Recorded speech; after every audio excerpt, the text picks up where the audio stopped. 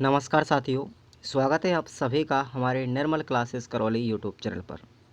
आज आपके लिए साथियों जो राजस्थान की राजनीतिक और प्रशासनिक व्यवस्था है उसकी दूसरी क्लास होगी। तो कल की वीडियो में हमने पढ़ा था राज्यपाल के पद के अनुच्छेदों के बारे में, और आज इस दूसरी वीडियो में हम पढ़ने वाले हैं राज्यपाल के कार्य एवं उसकी शक्तियों के बारे में कि राज्यपाल के कौन कौन से कार्य होते हैं और उसकी क्या क्या शक्तियाँ होती हैं। इन सभी का उल्लेख कौन से अनुच्छेद में किया गया है, इन सब के बारे में आज हम विस्तार से पढ़ने वाले हैं साथियों। तो आप लोग क्लास को एक बार लाइक कर देंगे और चैनल को अगर पहली बार देख रहे हैं तो सब्सक्राइब ज़रूर करके रखें। सबसे पहले हम बात करेंगे यहाँ पर राज्यपाल की शक्तियाँ एवं कार्य। तो इनको 5 भागों में बांटा गया है। राज्यपाल के पास में 5 प्रकार की शक्तियाँ होती हैं।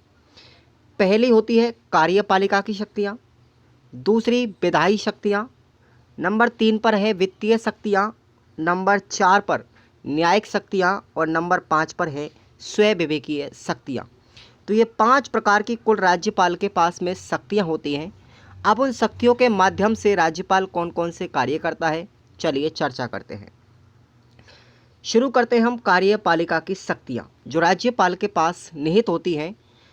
अनुच्छेद 163 के अंतर्गत क्या लिखा गया है साथियों, सुनिएगा कि राज्यपाल को सहायता व सलाह देने के लिए एक मंत्री परिषद होगी जिसका मुखिया मुख्यमंत्री होगा।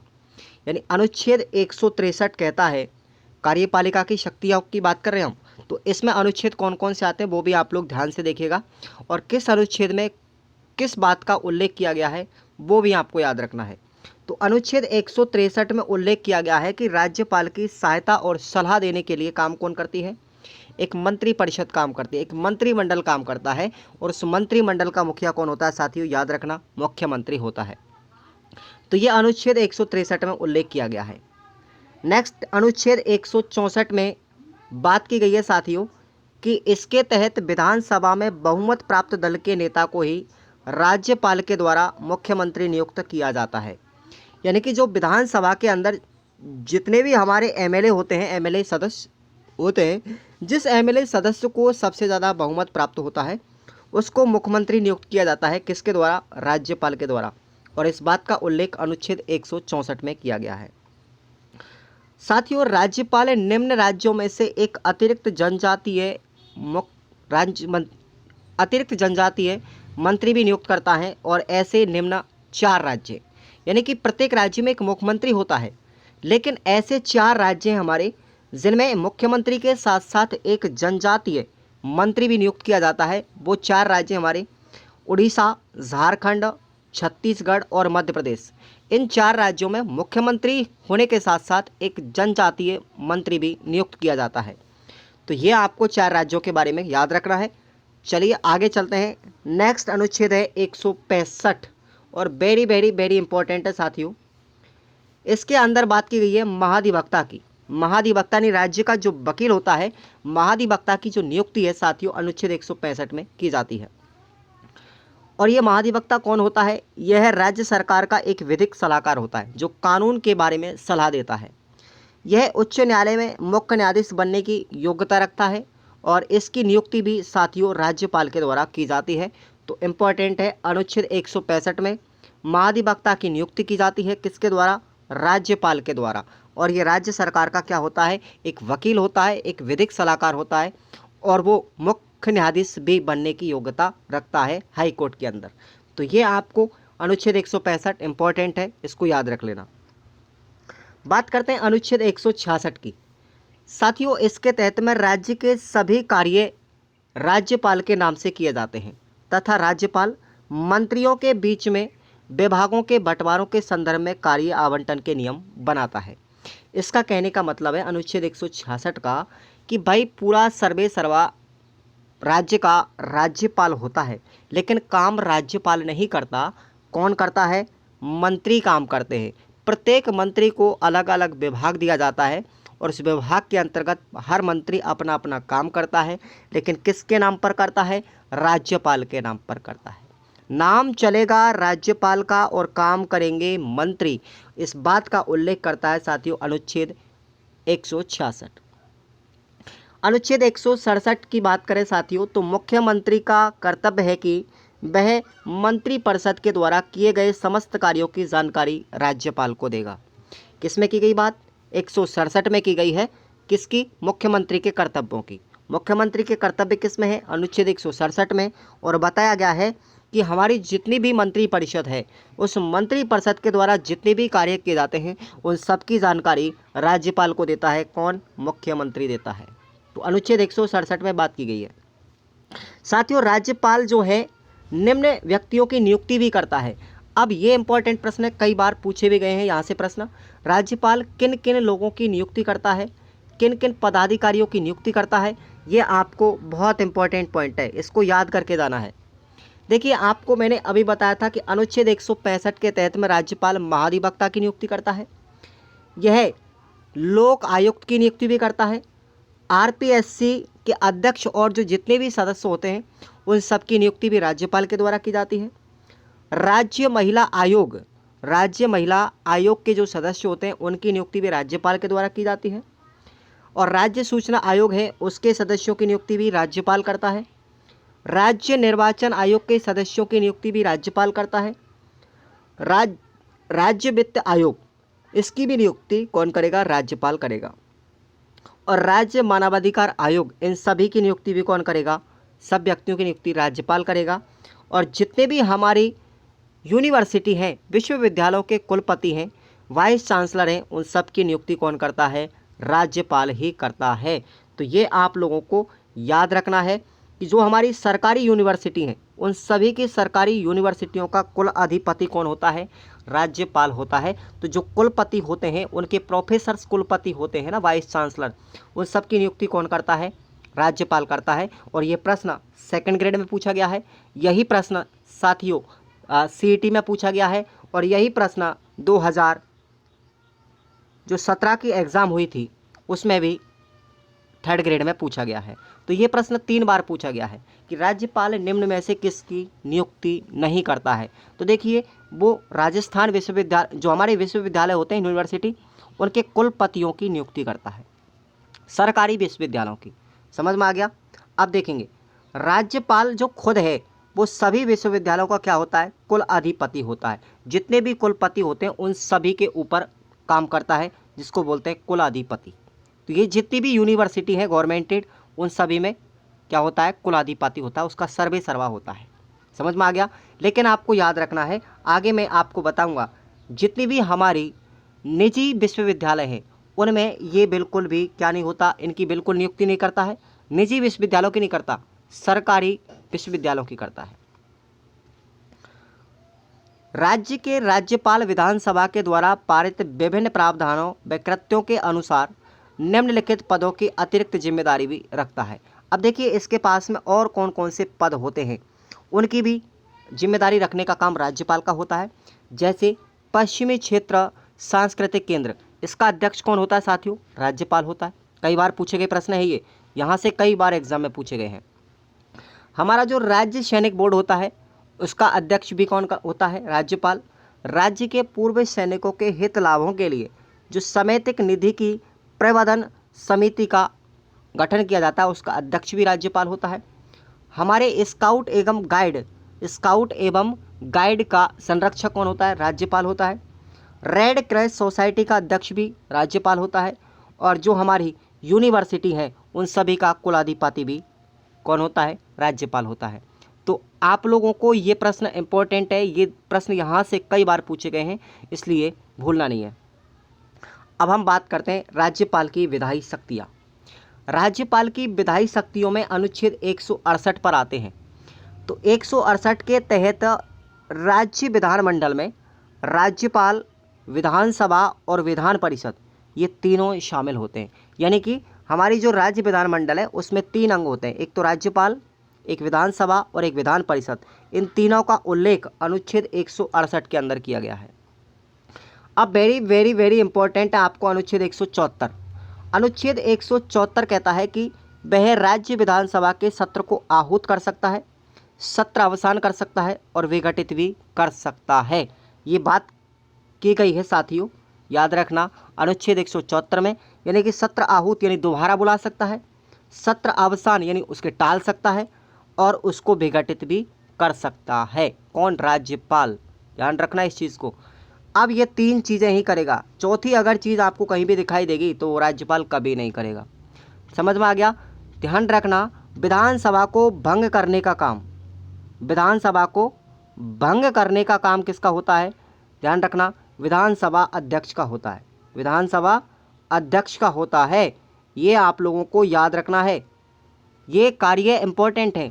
अनुच्छेद 174 कहता है कि अगर विधानसभा सत्र है उसको आहूत करने का, सत्रावसान करने का और उसको विघटित करने का काम होता है राज्यपाल का। लेकिन प्रश्न कन्फ्यूजन करने के लिए दे दिया जाता है कि विधानसभा को भंग किया जा सकता है राज्यपाल के द्वारा या विधानसभा अध्यक्ष के द्वारा। तो राइट आंसर होगा आपका विधानसभा अध्यक्ष। क्लियर? अब देखिएगा, आमतौर पर एक वर्ष में 3 सत्र बुलाए जाते हैं। कब? बजट सत्र होता है वो फरवरी से मई के बीच में आता है, मानसून या ग्रीष्म सत्र जुलाई से सितंबर के बीच में, और शीत सत्र होता है वो नवंबर से दिसंबर के बीच में आता है। और किसी भी सत्र की अंतिम बैठक से अगले सत्र की प्रथम बैठक के बीच में अगर 6 माह से अधिक का अंतर नहीं होना चाहिए। अब ये लाइन कह रही है कि अगर मान के चलते हो हमारी प्रथम बैठक होती है, पहली बैठक होती है जनवरी में और दूसरी बैठक होती है हमारी जून में होनी चाहिए थी, लेकिन वो जुलाई में हो गई, तो आपका ये जुलाई में अगर बैठक हो रही है तो ये गलत है। 6 महीने से ज़्यादा अधिक अंतर नहीं होना चाहिए पहली बैठक और दूसरी बैठक के अंदर में। ठीक है ना? अनुच्छेद 175 क्या कहता है? देखिएगा, राज्यपाल विधानमंडल के दोनों सदनों में पेंडिंग यानी जो लंबित विधेयक होते हैं उनके संबंध में भी संदेश भेजता है। तो ये आप लोगों को याद रखना है। अनुच्छेद 175 कहता है कि राज्यपाल विधानमंडल के दोनों सदन जो होते हैं, लोकसभा और राज्यसभा, ठीक है ना, लोकसभा और राज्यसभा, उन दोनों में अगर कोई विधेयक भेजा जाएगा तो वो राज्यपाल के द्वारा भेजा जाएगा। ये बात की गई है 175 में। और अनुच्छेद 176 कहता है साथियों कि राज्यपाल का विशेष अभिभाषण 2 परिस्थितियों में होता है। विशेष अभिभाषण की बात की गई है 176 में, यानी कि 2 अभिभाषण कौन कौन से हैं? 2 परिस्थितियां। पहला है आम चुनाव के बाद और दूसरी परिस्थिति है कि प्रतिवर्ष सत्र आरंभ होने से पहले 2 विशेष अभिभाषण दिए जाते हैं। चलिए अब देखेंगे अनुच्छेद 200 के अंतर्गत, और ये बहुत इंपॉर्टेंट है, विधेयकों के संबंध में राज्यपाल का अधिकार। अगर कोई भी विधेयक, धन विधेयक या वित्त विधेयक कोई भी आता है तो राज्यपाल को कौन कौन से अधिकार होते हैं। अगर कोई विधेयक पारित किया जाएगा नहीं किया जाएगा, इस चीज़ के बारे में राज्यपाल को कौन कौन से अधिकार हैं, इसका उल्लेख अनुच्छेद 200 में किया गया है। उस विधेयक को राज्यपाल स्वीकार भी कर सकता है, उसको अस्वीकार भी कर सकता है। अगर कोई गैर सरकारी विधेयक है तो उसको अस्वीकार भी कर सकता है, उसको पुनर्विचार के लिए लौटा भी सकता है। अगर कोई विधेयक आ रहा है राज्यपाल के पास तो उसको दोबारा विचार करने के लिए भी लौटा सकता है। भाई इसके बारे में बाद में सोचा जाएगा। और नंबर 4 अधिकार है कि राज्यपाल किसी भी विधेयक को राष्ट्रपति के विचार हेतु अपने पास रोक सकता है, यानी अपने पास रख लेगा और कहेगा कि मैं राष्ट्रपति से इसके संबंध में वार्तालाप करूंगा। समझ में आ रहा हो तो वीडियो को लाइक जरूर करना। अब साथियों, निम्न विधेयकों के संबंध में राज्यपाल जो होता है वो राष्ट्रपति के विचार के लिए रोक सकता है किसी भी विधेयक को। अब वो कौन कौन सी स्थितियां होती हैं जिनमें राज्यपाल किसी भी विधेयक को राष्ट्रपति की सलाह के लिए या राष्ट्रपति के विचार के लिए अपने पास रोकता है। नंबर 1 है संविधान के उपबंधों के विरुद्ध। अगर कोई भी विधेयक संविधान के उपबंधों के विरुद्ध है तो उसको राज्यपाल राष्ट्रपति के प्रस्तावित हेतु रोक सकता है। राज्य के नीति निर्देशक तत्वों के विरुद्ध अगर कोई विधेयक है तब भी राज्यपाल उसको रोक सकता है राष्ट्रपति के विचार के लिए। राष्ट्रीय महत्व का अगर कोई विधेयक है तब भी उसको रोक सकता है। और उच्च न्यायालय की शक्तियों को सीमित करने वाला अगर कोई विधेयक है तो राज्यपाल उस पर विचार करने के लिए राष्ट्रपति हेतु उसको रोक सकता है। समझ में आ गया? चलिए आगे चलते हैं। इन विधेयकों के संबंध में अनुच्छेद 201 के तहत राष्ट्रपति निर्णय लेगा। अब बताओ अनुच्छेद 201 क्या कहता है कि हमारे जितने भी विधेयक होते हैं उन सभी पर निर्णय लेने का काम कौन करेगा? राष्ट्रपति करेगा। अनुच्छेद 201 में ये बात की गई है। आगे बढ़ते हैं। अनुच्छेद 213 और इम्पोर्टेंट है, याद रखेंगे। राज्यपाल का अध्यादेश जब विधानमंडल का सत्र नहीं चल रहा हो तथा कोई कानून बनाने की आवश्यकता हो तो राज्यपाल अध्यादेश जारी कर सकता है। तो ये बात अध्यादेश जारी करने की बात कब की गई है? अनुच्छेद 213 में की गई है। और साथियों, ये जो अध्यादेश जारी किया जाता है इसकी अवधि होती है 42 दिन या फिर 6 सप्ताह। ठीक है, 6 सप्ताह के भीतर भीतर या 42 दिन के अंदर अंदर एक अध्यादेश राज्यपाल के द्वारा जारी किया जाता है और विशेष परिस्थिति में अधिकतम 6 माह भी इसकी अवधि हो सकती है। अब राज्यपाल के पास में साथियों आपको याद रखना है, राज्यपाल विधान परिषद में 1/6 सदस्यों को मनोनीत करता है। और ये इम्पॉर्टेंट लाइन है, इसलिए मैंने इसको नोट में लिखा है। आगे जब हम विधानमंडल पढ़ेंगे, विधान परिषद पढ़ेंगे, तो उसमें बात करेंगे कि राज्यपाल जो होता है वो विधान परिषद में राज्यपाल के द्वारा 1/6 भाग जो सदस्य हैं उनको मनोनीत करने का काम कौन करता है? राज्यपाल करता है। तो ये 1/6 भाग राज्यपाल के द्वारा मनोनीत किए जाते हैं। इन 1/6 सदस्यों में साथियों 5 आधार नियुक्त किए जाते हैं और ये बहुत इंपॉर्टेंट है, एग्जाम में पूछे भी गए हैं साथियों। ये प्रश्न सेकंड ग्रेड में आ चुका है। अब इनमें से कौन कौन से हैं तो आपको याद रखना, पहला है साहित्य का क्षेत्र, दूसरा विज्ञान का, कला का, समाज सेवा और सहकारिता। साहित्य, विज्ञान, कला, समाज सेवा और सहकारिता, ये 5 आधार आपको याद रख के जाने हैं। इनको अच्छे से आप लोग अपनी कॉपी में नोट कर लीजिए और ये प्रश्न 2 बार आ चुका है सेकंड ग्रेड में। अब बात करते हैं साथियों राज्यपाल की वित्तीय शक्तियाँ। वित्तीय शक्तियाँ कौन कौन सी हैं? राज्यपाल प्रतिवर्ष विधानसभा में बजट रखता है। भाई विधानसभा में बजट रखने का काम कौन करता है? राज्यपाल करता है। राज्य की पूर्व अनुमति से धन विधेयक भी रखा जा सकता है। राज्यपाल को ये शक्ति प्राप्त होती है कि राज्य की बिना अनुमति के, अनुमति से पहले ही कोई भी धन विधेयक विधानसभा में रखा जा सकता है। नियंत्रक वह महालेखा परीक्षक के प्रतिवेदन को विधानमंडल में भी रखवाता है। ये भी शक्ति राज्यपाल के पास होती है। और राज्य वित्त आयोग का गठन कौन करता है साथियों? इसका गठन भी कौन करेगा? राज्यपाल ही करेगा। ये आपको याद रखना। अब देखेंगे साथियों राजस्थान में जो वित्त आयोग है उसका उल्लेख जो किया गया है वो अनुच्छेद 243I के अंदर किया गया है। अनुच्छेद 243I के अंदर किया गया है। पंचायती राज विभाग आता है 243 में और 243 के I सेक्शन के अंदर वित्त विभाग की बात की गई है और वित्त विभाग की स्थापना आपको याद रखनी है वर्ष 1995 में की गई थी। अब आपसे प्रश्न ये पूछे गए थे कि भाई वित्त आयोग के अब तक के अध्यक्ष कौन कौन बने थे, ठीक है ना? तो ये प्रश्न CET में पूछा गया है, ग्रेजुएशन में भी पूछा गया था।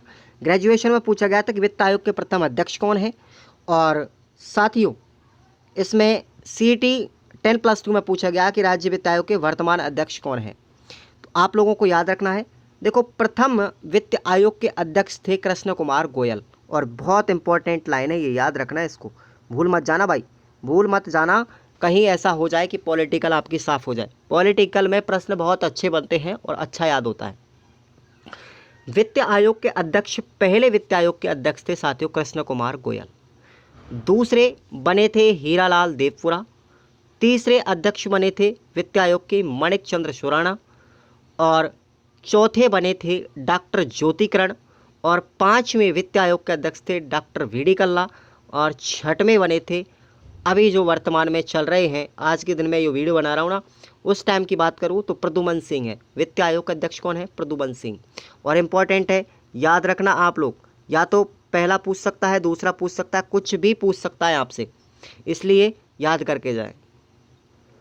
अब देखेंगे हम राज्यपाल की न्यायिक शक्तियाँ। राज्यपाल के पास में न्यायिक शक्तियाँ कौन कौन सी होती है? तो साथियों क्षमादान का अधिकार, यानी कि किसी भी दोषी को या अपराधी को क्षमा करने का अधिकार किसके पास में होता है? राज्यपाल के पास में होता है। और इस बात का उल्लेख 161 के अंदर किया गया है, आर्टिकल 161 में किया गया है और बहुत इंपॉर्टेंट है। राज्य की कार्यपालिका शक्तियों के अधीन आने वाले सभी प्रकार के दंड को माफ कर सकता है, किंतु दो कंडीशन ऐसी होती हैं जिनके अंदर राष्ट्रपति अपना हस्तक्षेप नहीं कर सकता। एक तो होते हैं हमारे सैन्य मामले और दूसरा है कोई मृत्युदंड या फांसी की सज़ा। इसको कभी राज्यपाल माफ़ नहीं करता। इसको कौन करता है? राष्ट्रपति करता है। इनमें हस्तक्षेप कौन करेगा? राष्ट्रपति। केवल और केवल राज्यपाल इन्हीं कामों को करेगा कि भाई या तो वो दंड को माफ़ कर सकता है, सज़ा को कम कर सकता है, लेकिन मृत्युदंड और सैनिक जो मामले होते हैं उनमें हस्तक्षेप राज्यपाल नहीं करता। उनमें हस्तक्षेप करने का काम होता है राष्ट्रपति। फांसी को भी माफ़ कर सकता है राष्ट्रपति, सैन्य मामलों में हस्तक्षेप कर सकता है राष्ट्रपति, राज्यपाल का कोई काम नहीं होता। ये पॉइंट आप लोग अपने माइंड में फिक्स कर लेना। आगे चलते हैं अनुच्छेद 217। अनुच्छेद 217 की बात करें साथियों तो उच्च न्यायालय के न्यायाधीशों की नियुक्ति भी कौन करता है? उच्च न्यायालय के न्यायाधीशों की नियुक्ति कौन करता है? चलो बताओ जल्दी से। राज्यपाल ही करता है। राज्यपाल करता है और सलाह किससे लेगा? राष्ट्रपति से लेगा। देखो सॉरी एक मिनट।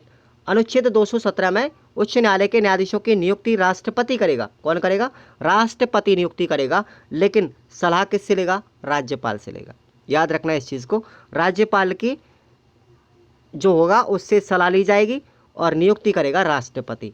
जितने भी हमारे हाई कोर्ट के मजिस्ट्रेट होते हैं, न्यायाधीश होते हैं, उन सभी की नियुक्ति राष्ट्रपति के द्वारा की जाती है और सलाह ली जाती है राज्य के राज्यपाल से। अनुच्छेद 233 में बात की गई है साथियों कि जिला न्यायाधीशों की जो नियुक्ति है वो राज्यपाल के द्वारा की जाती है। जिलाधीश जो होते हैं हमारे जिला मजिस्ट्रेट, उनकी नियुक्ति राज्यपाल करता है, जबकि हमारे उच्च न्यायालय के न्यायाधीश और सुप्रीम कोर्ट के न्यायाधीश हैं उन सब की नियुक्ति राष्ट्रपति करता है। तो ये दोनों अंतर आप लोग समझना अच्छे से। अनुच्छेद 217 और 233 को रट के जाना है। चलिए अब राज्यपाल की स्वयं विवेकी शक्तियाँ कौन कौन सी हैं देखिएगा। यदि अपनी खुद की शक्तियों की बात करें हम राज्यपाल की, तो वो कौन कौन सी है? यदि विधानसभा में किसी भी दल को स्पष्ट बहुमत नहीं मिलता है तो वो किसी भी दल को सरकार बनाने के लिए निमंत्रण दे सकता है। मान के चलते हो विधानसभा के चुनावों में किसी भी एक दल को स्पष्ट बहुमत नहीं मिलता है तो राज्यपाल का कर्तव्य है, राज्यपाल ये निर्णय ले सकता है कि वो किसी भी दल को सरकार बनाने के लिए कह सकता है। राज्यों में संवैधानिक तंत्रों के विफल होने पर राष्ट्रपति को उस राज्य में राष्ट्रपति शासन लगाने की सिफारिश करता है। कौन? राज्यपाल। ध्यान रखना, अगर किसी भी राज्य के अंदर कोई ऐसा संवैधानिक मामला फंस जाता है तो उस समय पर राज्यपाल मांग करेगा राष्ट्रपति शासन की। किससे करेगा? राष्ट्रपति से, कि भाई मेरे राज्य में राष्ट्रपति शासन लगाया जाए। कौन कहेगा इस बात को? राज्यपाल कहेगा राष्ट्रपति से। समझ में आ गया? किसी जनहित के मुद्दों पर विधानसभा का सत्र बुला सकता है। अगर कोई भी जन कल्याणकारी मुद्दा है तो वो विधानसभा की बैठक भी बुला सकता है। मुख्यमंत्री के खिलाफ, अब देखेंगे, मुख्यमंत्री के खिलाफ मुकदमा दायर करने की अनुमति भी दे सकता है। वो कोर्ट में अपील कर सकता है मुख्यमंत्री के खिलाफ कि भाई ये मुख्यमंत्री भ्रष्ट है, ये कैसा है, ये लोक कल्याणकारी कार्य नहीं कर रहा। तो मुख्यमंत्री के प्रति जो एक्शन होने का काम है वो कौन कर सकता है? राज्यपाल कर सकता है कोर्ट में जा कर के। तो ये आज की क्लास में हमने राष्ट्रपति की शक्ति और कार्यों के बारे में पढ़ा। कल की हम क्लास में पढ़ेंगे राज्यपाल का पद का सृजन कैसे किया गया था। प्रथम राज्यपाल से लेकर के हम वर्तमान तक के राज्यपाल जितने भी राजस्थान में बने उन सब के कार्यकाल, उनके कार्य और उनके परिचय के बारे में चर्चा करेंगे। तो आप लोग क्लास को पूरा देखा करो, एंड से एंड तक देखा करो, शुरू से लास्ट तक, तभी जा कर के आपको पॉलिटी समझ में आएगी। और आप लोग इन नोट्सों को डाउनलोड कर लीजिएगा अगर आपको अच्छे लगते हैं और मेरा तरीका अगर आपको अच्छा लग रहा है। मेरे पास सीमित संसाधन है लेकिन मैं आपको फिर भी पढ़ने के लिए उत्सुक कर रहा हूँ। तो साथियों आप जागरूक होइएगा, पढ़ाई कीजिएगा। अभी से ही एक लंबी रेस का घोड़ा ही अपनी सफलता की मंजिल पा सकता है। धन्यवाद साथियों, सब्सक्राइब जरूर करें और वीडियो अच्छा लगे तो लाइक और शेयर जरूर मारना। धन्यवाद।